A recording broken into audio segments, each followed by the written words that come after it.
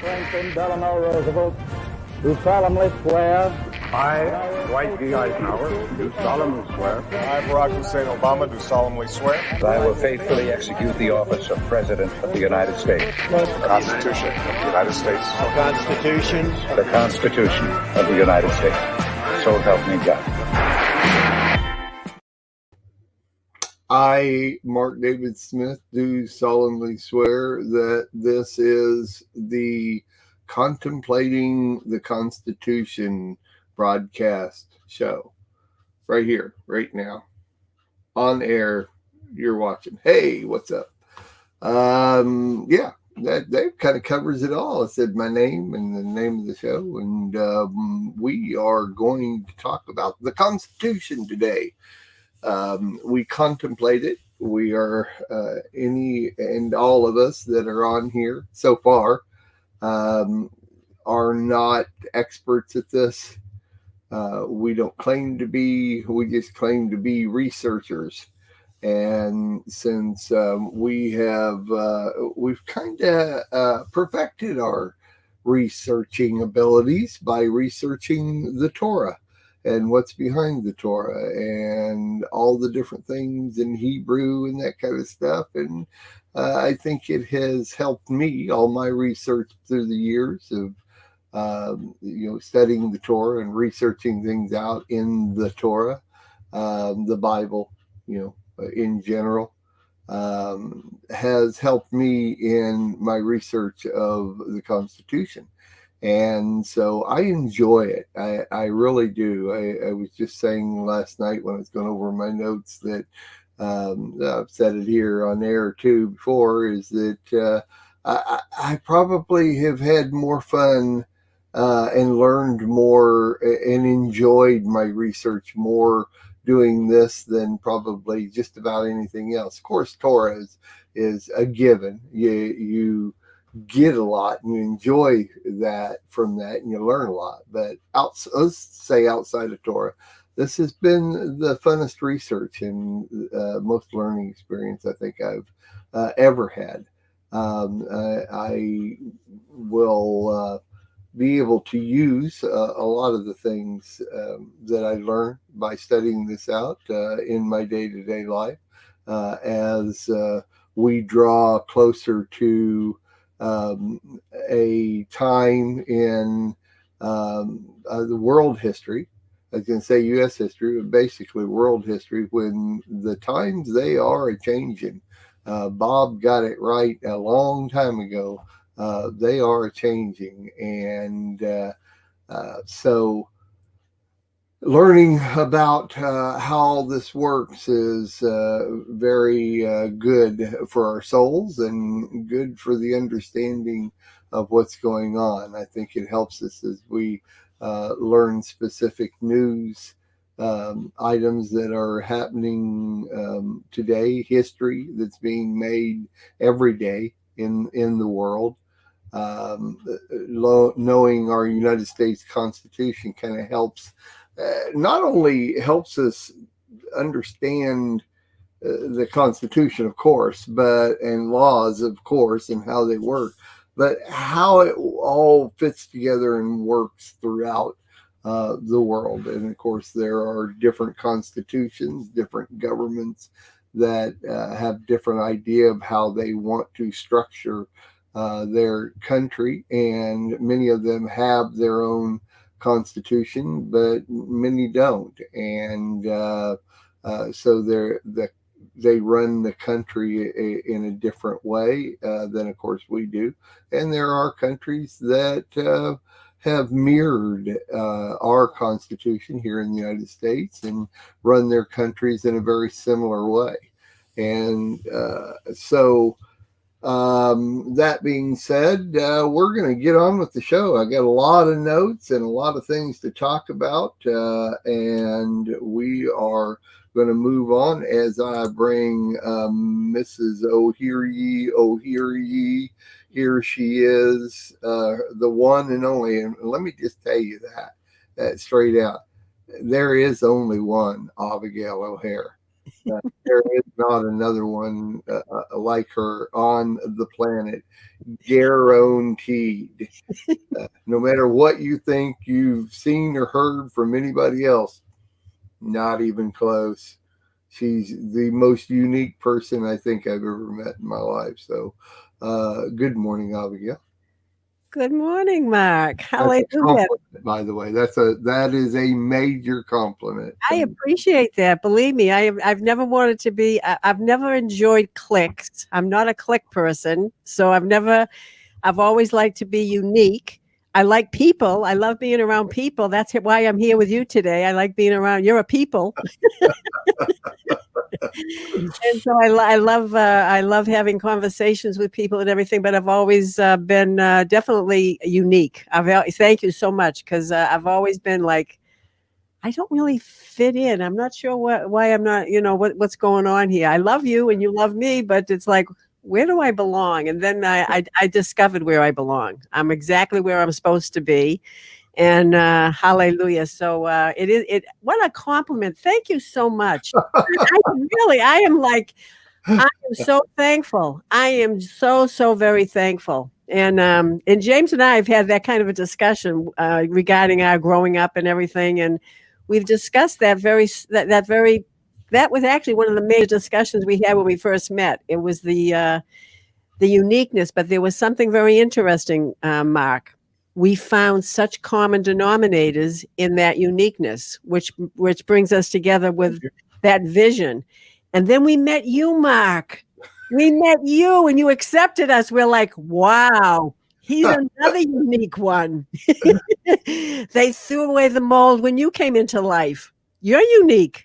I know that really is the key. There is I'm about as unique as you can get too. So like minds attract. Opposites attract, and that is a given too. I never actually believed that before marrying my wife, because we are 179 degrees different from each other, and yet we make it work on a daily basis. It's literally on a daily basis. But then there's people that are extremely the same and get along too. It's just no matter what it is, it's how it works. So God puts it together. I'm going to give Him the glory. I don't. One of my probably my main. What do they call it? Main gifts or whatever that I have, if I have many or whatever, but my main one is networking. And I like putting people together, whether or not they work together well or not. I still like putting them together. It always seems to work out, and I just let the Lord work through me. So that's the way the Lamb Network has been for almost 9 years. We're going on 9 years here in a couple of months. And it's always worked out by just networking people together. So, hey, that's who we are. Yeah. And I've had this gift of hospitality. I've always had that gift from the time I was young. I liked gathering people. Same with like networking. And I loved bringing people together. And the form of networking. Yeah. And just, I would do it I literally would have my open houses. And when I lived in an apartment that, you'd think someone that had an open house would have a huge place that people can mingle. I said, the smaller the better, because you get closer to one another. And but I would do that all the time. So I think networking and hospitality, I think, goes hand in hand. And you are definitely a networker. I mean, you've got that personality that's just like, you are so accepted. We just want you with us. You are the perfect fit for this. And we're like, wow. Mm-hmm. That's your gift. It's a gift. It is a precious gift. I like it. I believe the Father is a networker. I believe, it's a character. Oh, yeah. Father, he networks. Look at all of his family. We're called peculiar people. Well, the Torah and prophets' writings, Brit Hadashah, all of it is about networking and how it really does come down to how we get along with everybody else, the community. And so that's what we're talking about in the Constitution and the Torah. I like what Bob here says is what's awesome is our Constitution is mirrored after Torah. Hallelujah. Good morning, Amen. Bob, and everybody else joining us. And Amen, Bob.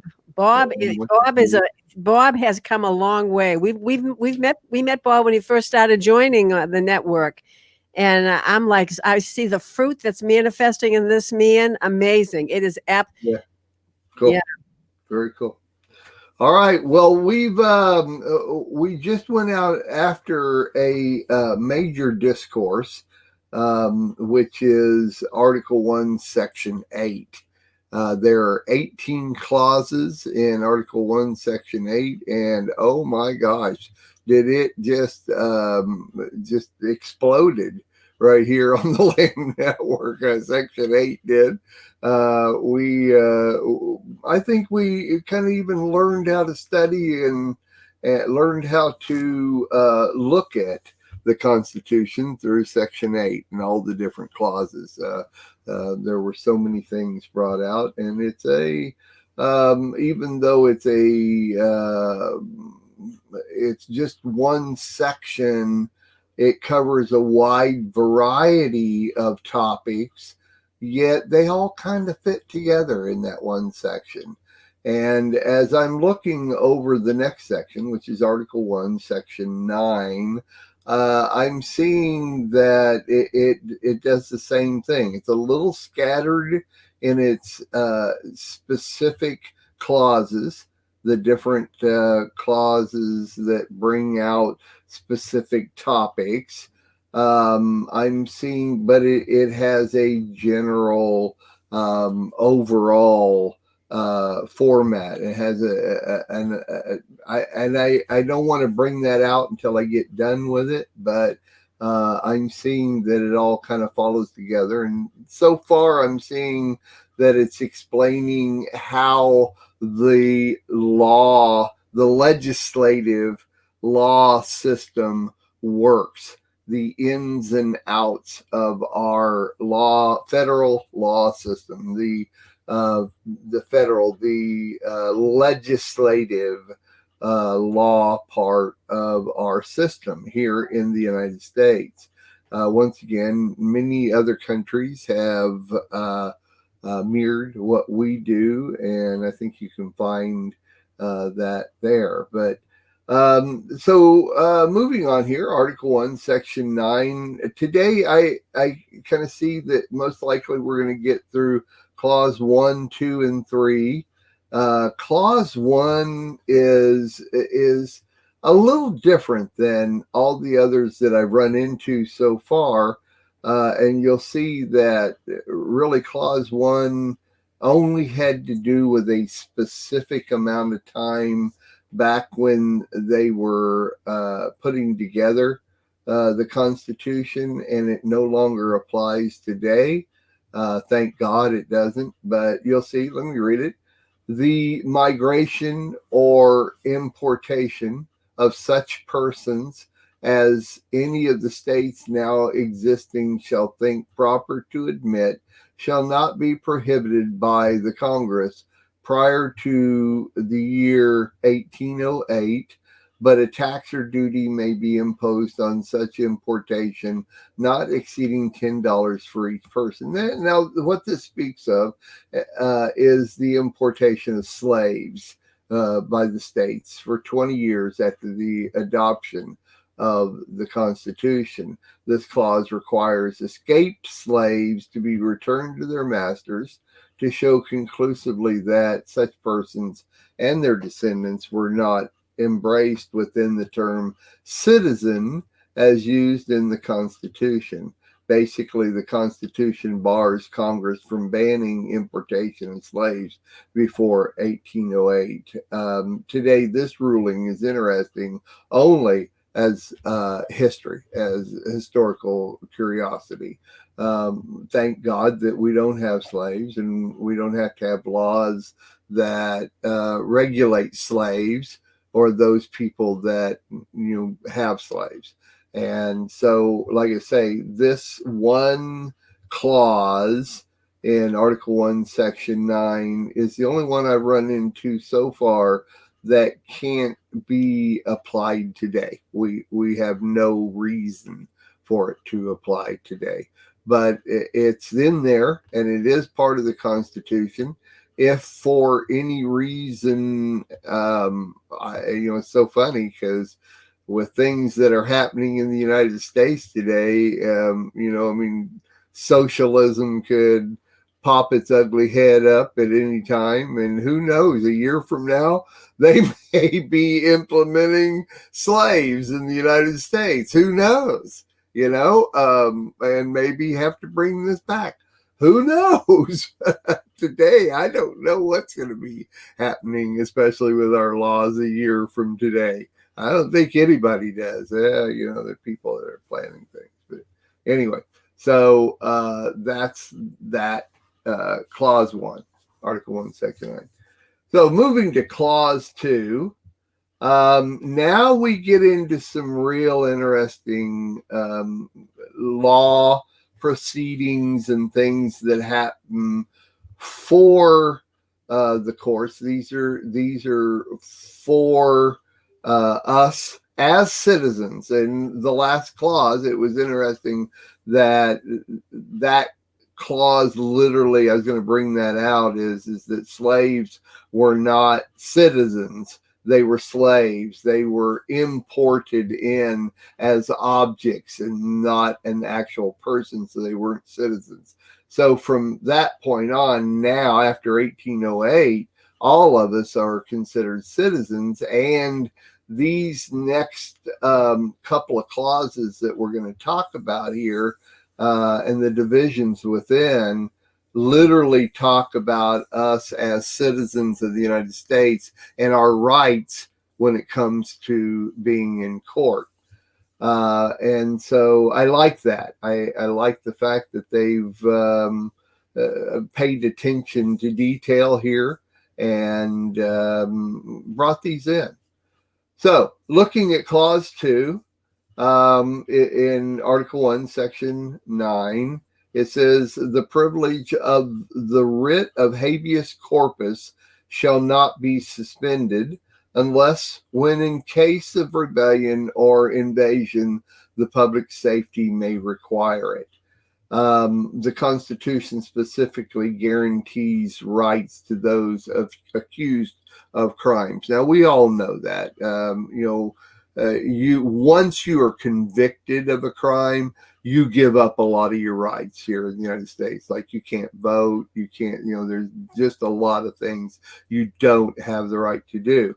But these all have to do with, those accused of crimes. So it's before you're actually convicted and going into court. Now, habeas corpus, it's a medieval Latin term, and habeas is Latin for have, and corpus is body. I think we all understand that, in that a corpse is a dead body, but a corpus is just a specific body, and the meaning comes from a sentence within the beginnings of a court proceeding, which would have said, we, a court, command that you have the body of the detainee brought before us. So it's have body.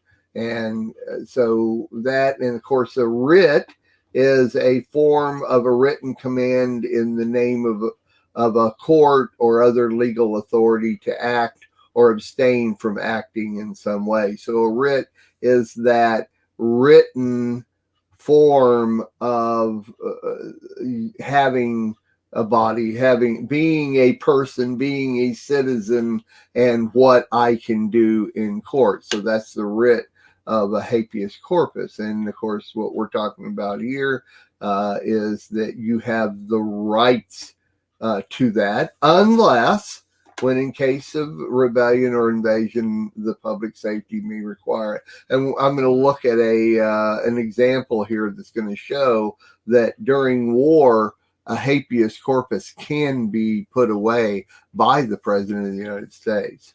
There are other recourses here too. So recourse in law, I'm going to explain a little bit more about what the writ of habeas corpus petition is really what it is. It's a petition to the courts.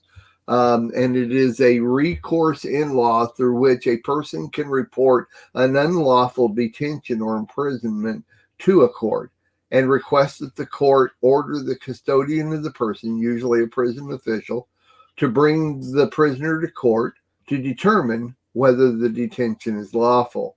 The writ of habeas corpus is known as the great and efficacious writ of all manner of illegal confinement. In other words, it has the power to produce a desired effect, which is what efficacious means. And so that writ has the power to produce a desired effect within a court.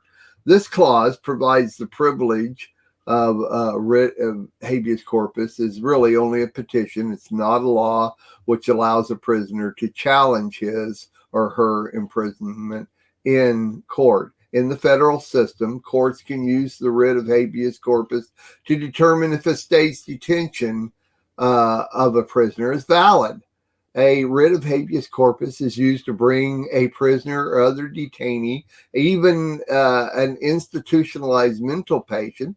So if somebody has brought you to a mental facility and said you're a institutionalized mental patient, you can actually use the habeas corpus to take it to court to prove, have them prove why this has been done. You're to bring a prisoner or detainee before the court to determine if the person's imprisonment or detention is lawful. The writ of habeas corpus primarily acts as a writ of inquiry, issued to test the reasons or grounds of restraint or detention. The writ thus stands as a safeguard against imprisonment of those held in violation of the law, in ordering the responsibility enforcement authorities to provide valid reasons for the detention. The writ is designed to obtain immediate relief from unlawful impeachment by ordering immediate release unless with sufficient legal reasons and grounds, as a fundamental instrument for safeguarding an individual's freedom against arbitrary and lawless state action. The writ of habeas corpus serves as a procedural device by which executive, judicial, or other governmental restraints on personal liberty are subjected to judicial scrutiny. And as we're seeing here, and just a couple of more things here, really what we're doing is keeping the righteous. It's keeping those that say a certain thing from just doing whatever they want to do. They can't just bring you in because they think you've committed a crime. They can. I mean, you can be suspected of a crime and they can hold you for a certain period of time. In different places, they have different periods of time. During that period of time, you get yourself a lawyer and you submit a writ of habeas corpus. So even if they say, well, we just suspect you of this crime, we're going to hold you for 24 hours. Okay, I want a writ of habeas corpus right now. I want to go to court right now. And you have the right to do that. That's 24/7, 365. That's not Saturday, Sunday, whatever it is. You have the right to do that. And you can come against them. And if they can't come up with with legal things to show and to prove that you did what they're putting you in jail for or holding you for, they have to let you go. And a lot of people don't realize this, so they don't use it. People are getting arrested and held while they do their investigation because they think they've done something wrong. But because people don't realize they have rights and don't have to be incarcerated or held, they don't stand up and hold up to their rights. This is that right provided by the Constitution of the United States. That's all there is to it. So that I think that's just awesome. So going on here, the purpose of the writ of habeas corpus is not to determine the guilt or innocence of a prisoner, but only to test the legality of the prisoner's current detention. See, that's what I was just saying. The writ of habeas corpus only functions to test jurisdictional defects that may invalidate the legal authority to detain the person. And the reviewing court only examines the power and authority of the governmental authority to detain the person. It does not review the correctness of the authority's conclusion to detain the person. So that's what I'm saying. It doesn't challenge the officer that has arrested you and detained you. It doesn't do that. It's not going to find out if you're guilty or not guilty. It just finds out whether or not you have the legal right to detain that person. That, I think that's amazing. I did not know that. I did not know that. It can also be used to examine any extradition processes used for the amount of bail and the jurisdiction of the court. So the jurisdiction of the court also is a real key here, because let's just say I'm here in Charlotte, North Carolina, and I'm out on the street, and an officer comes up to me and says, we are taking you to jail. We suspect that you have done this and we're taking you to jail. But what has happened, it happened in New Jersey, let's just say. But they've asked us to detain you. You can challenge that. If you want to, you can challenge that with a writ of habeas corpus. It literally has to challenge the jurisdiction of the court of whether or not they can do that or not.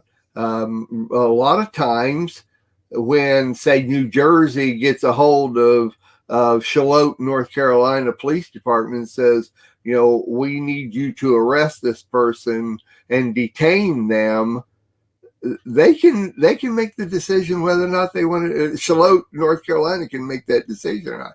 They can say, no, we have no jurisdiction over this crime that was committed in North Carolina or in New Jersey.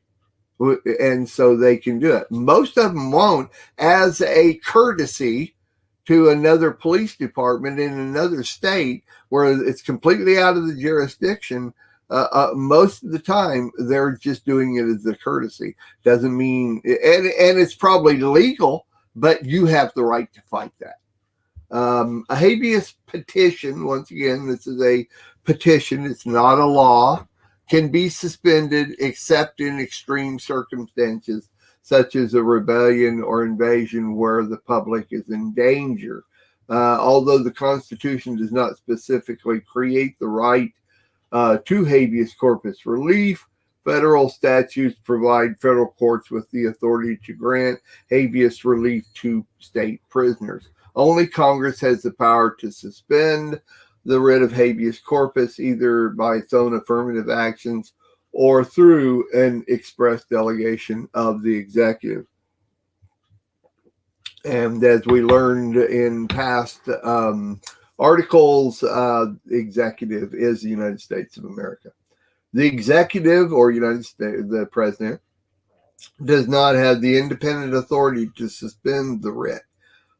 Suspension of the writ of habeas corpus has occurred only a few times in history. Here's a couple of examples. President Lincoln suspended the writ during the Civil War in 1871. So it's interesting that during the Civil War, they suspended a lot of the rights of citizens. And of course, a lot of slaves fought during the Civil War, so they had no rights. But the citizens, if you're fighting in the war and something happens to you, there are rights. You can't go against the government. You can't say, well, the government did this to me, because you can't petition a writ of habeas corpus.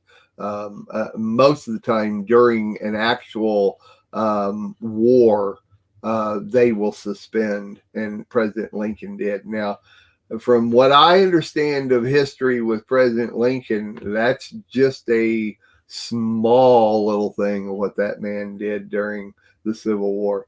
It was also suspended in 9 counties in South Carolina to combat the Ku Klux Klan. So, when arresting and rounding up the Ku Klux Klan during a certain period of time in South Carolina, they had the right to just round them up because they're Ku Klux Klan, which was not illegal to be a part of this deal. These people, you could be these people legally, but they could go out and round them up and detain them. And the Ku Klux Klan, these people did not have the right to the writ of habeas corpus because the government suspended it specifically for that reason. It was such a heinous deed that these guys were doing. They were not going to give them the right to petition this. I think that's really interesting. So, in other words, like they're saying is that unless it's if it is a something, let me go back. Let me read this. Okay, a habeas petition cannot be suspended except in extreme circumstances, such as a rebellion or invasion where the public is in danger. The Ku Klux Klan were putting people in danger. So they were kind of a form of terrorism.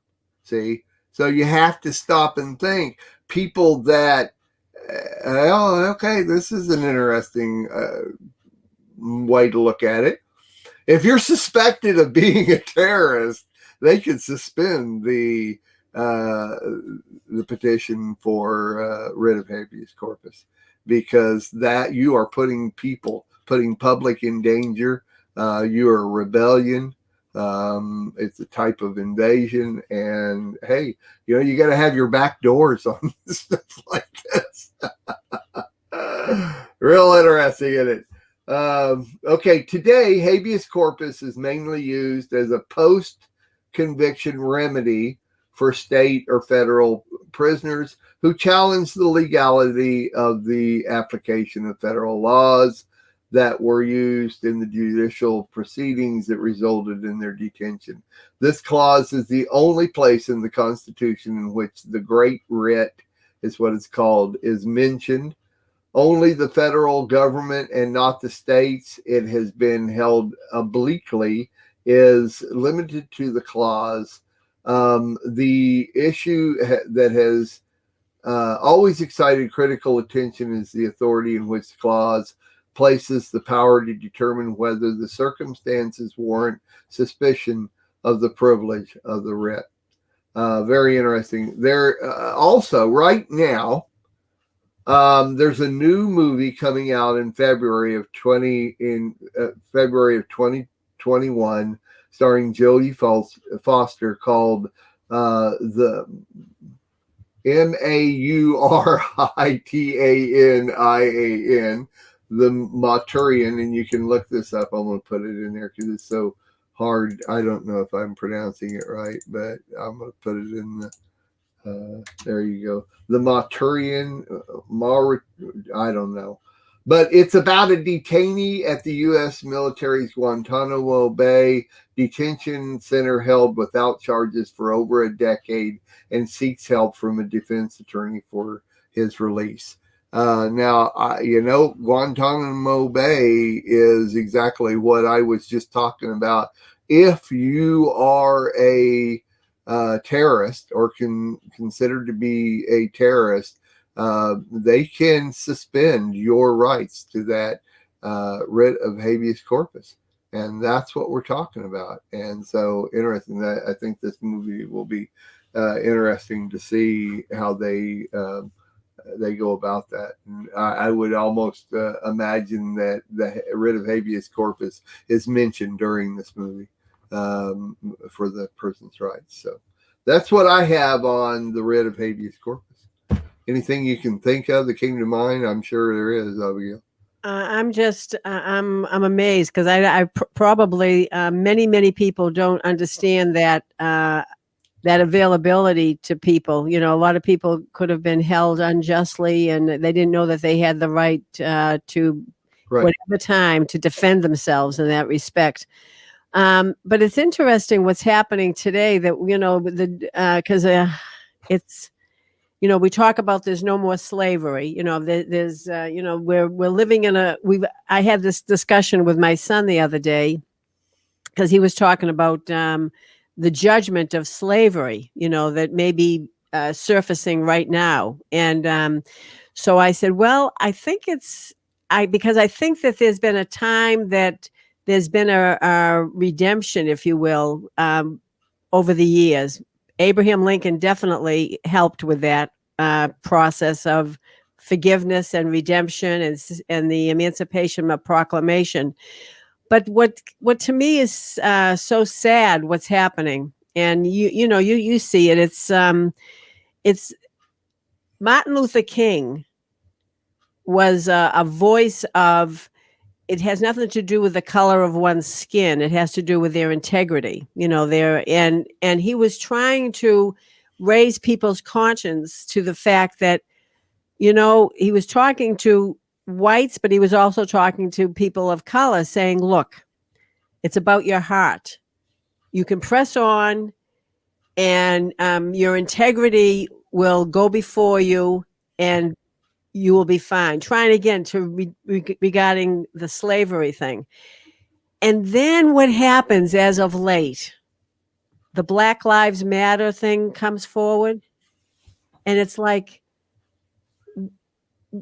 where is the understanding of what's taking place with in this generation? We have had people, no matter what the color of their skin is. And I worked with some amazing doctors who were Black, amazing, compassionate people. But the reason I'm saying this is they just persevered. Ben Carson persevered. And now we have this group of people who are trying to put guilt and condemnation on the United States of America. And I thought it has already been dealt with. I mean, I know there's still people that may have issues. I personally don't have. I never did have any issues concerning that. But I know there's people, because I've talked to them, that have had issues in the past. Nothing even personally happened to them. But the reason I'm saying this is there's something that's surfacing now. And it could be a catalyst in people being confined. And if they don't know this law, they could be confined and be there for who knows how long, unless they knew how to plead their place and their need to be set free. Right. And it's on both ends of the spectrum. It can be Black people, or it could be white people. Because and on the title of terrorism, terrorizing people, right? Because of the color of your skin, or because of just your attitude towards, just say, the United States of America. I mean, I've heard people say that this is insanity. These people should be locked up, you know, because they're insane. They're not thinking clearly. So I think this is another very interesting. I don't think it's a coincidence that this particular clause in the Constitution is being talked about today.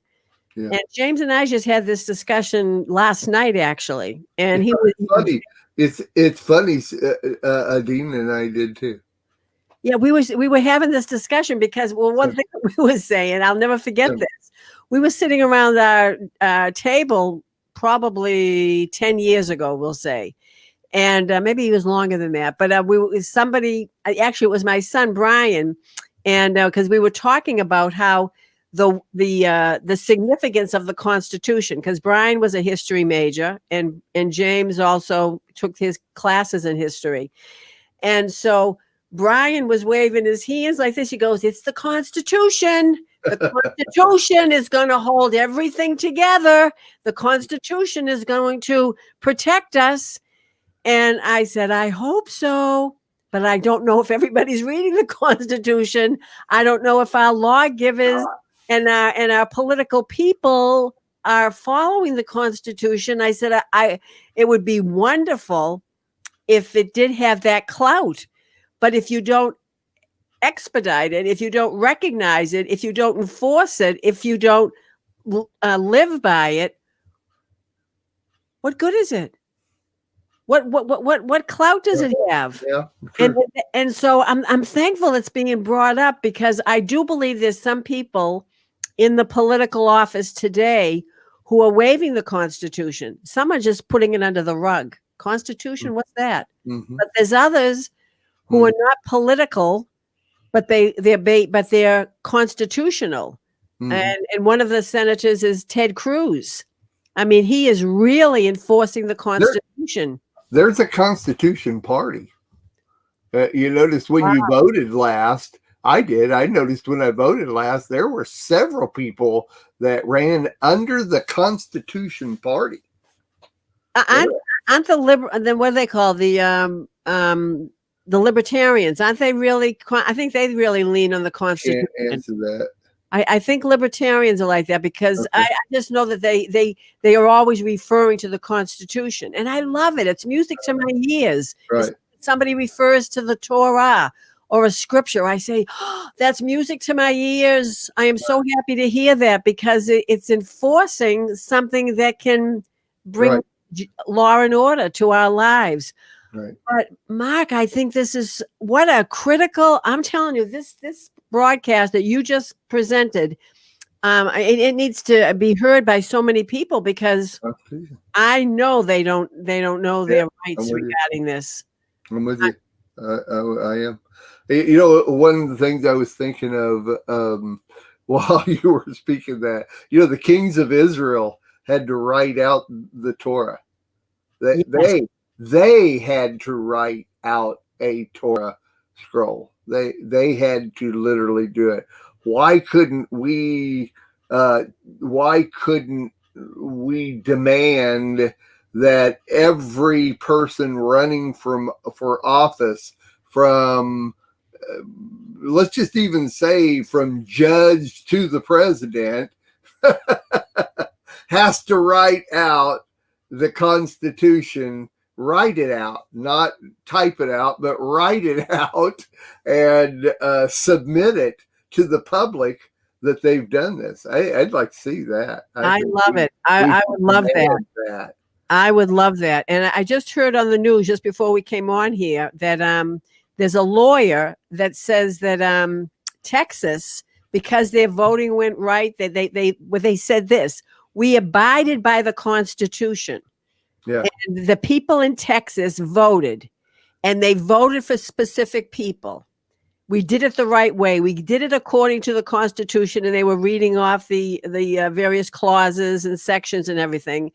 And they said, "We are not going to take this sitting down, because the people in Texas abided by the Constitution." So they're suing the states that are not abiding by the Constitution concerning the past election. They're saying it's your responsibility to yield to the Constitution. Mm-hmm. And I've never heard of it. And I was lying in bed the other night thinking, United States, we're not united. We're so divided. Yeah. We're not united. And the one thing that can unite us is the Constitution. Yeah, I mean, and the law, and that's the same thing with Torah.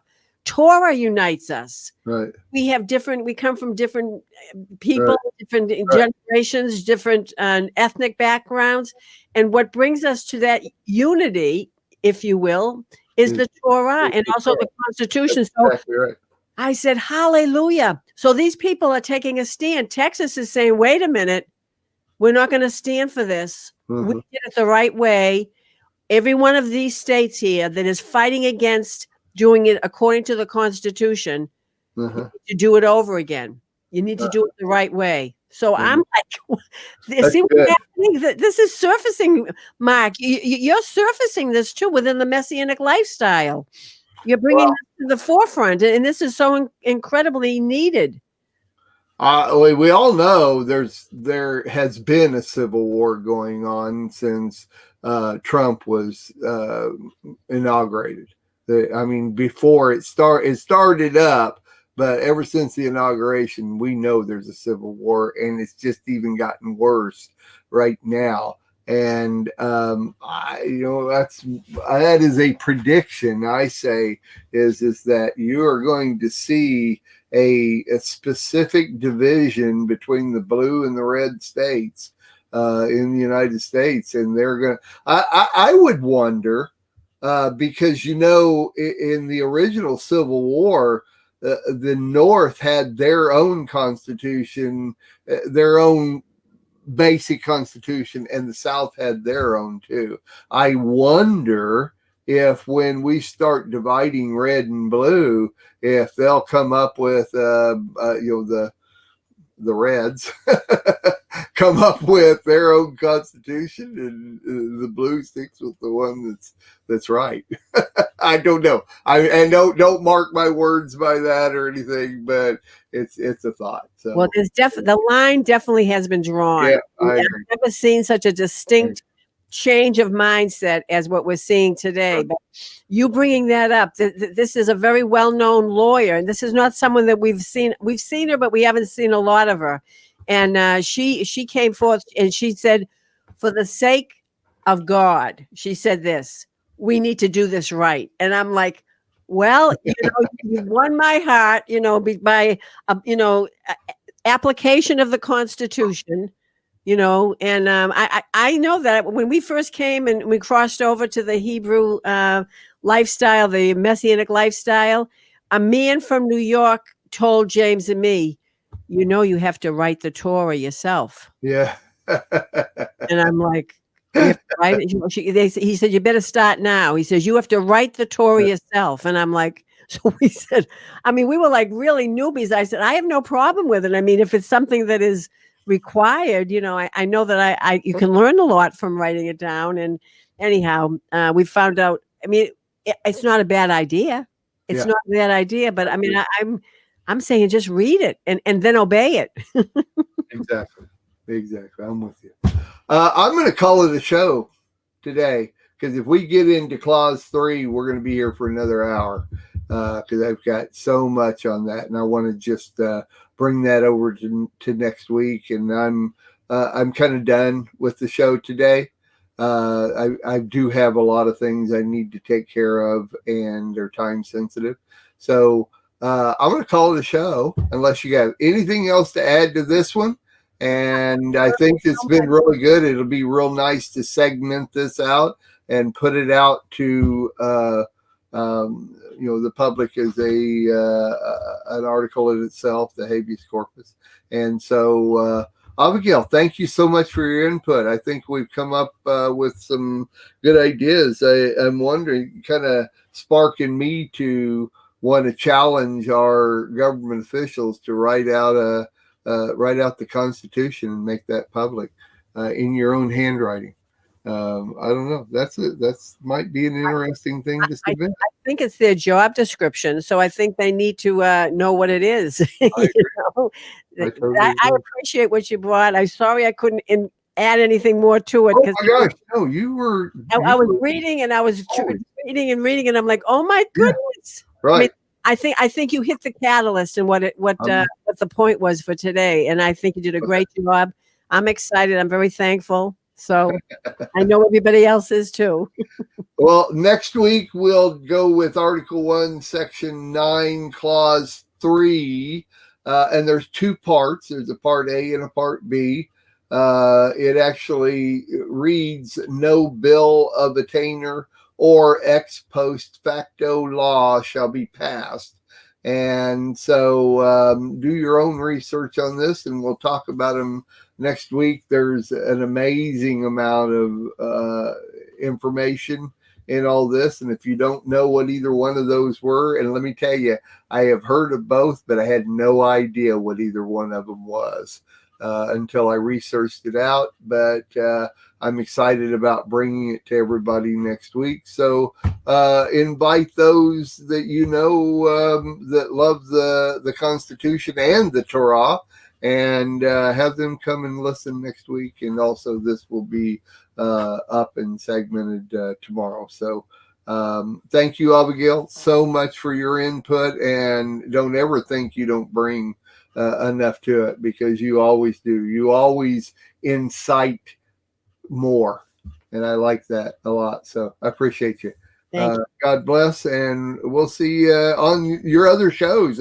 Your show, Hidden Voice of Hadassah, is at 6 Eastern time, and then Israel My Delight with your husband James is at 7 for everybody. And so we'll look forward to that. Thank you so much for joining me today. Appreciate it. Thank you. Shalom. Shalom. We are richly blessed to bring you what we believe is the fullest, most diverse, yet up-to-date progressive teachings, discussion, and prayer programming you can find anywhere on this planet. Be sure to take the tour of the MessianicLambRadio.com website. I'm Susan Hoogie, thanking you for joining us on the Messianic Lamb Video Network. Franklin Delano Roosevelt, do solemnly swear. I, Dwight D. Eisenhower, do solemnly swear. I, Barack Hussein Obama, do solemnly swear. That I will faithfully execute the office of President of the United States. The Constitution of the United States. The Constitution of the United States. So help me God.